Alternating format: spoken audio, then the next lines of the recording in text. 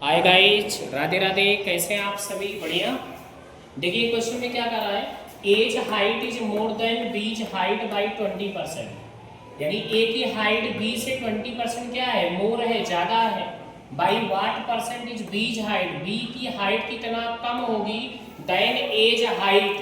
तो क्या कर लीजिए, सबसे पहले किससे बात कर रहा है, बीज हाइट से। लेट बीज हाइट इक्वल्स टू, आप क्या ले लीजिए, 100 मान लीजिए या यूनिट्स लगा दीजिए, 100 यूनिट्स।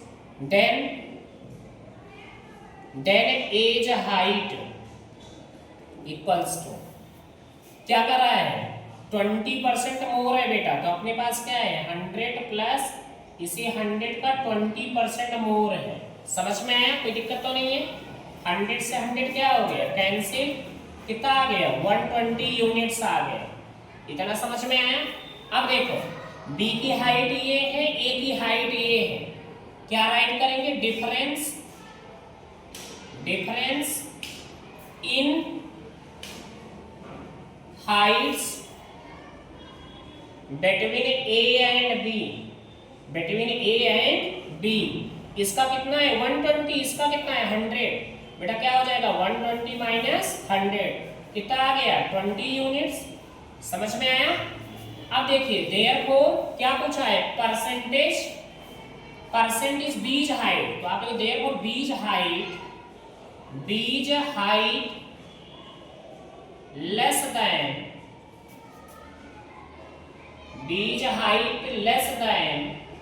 As height.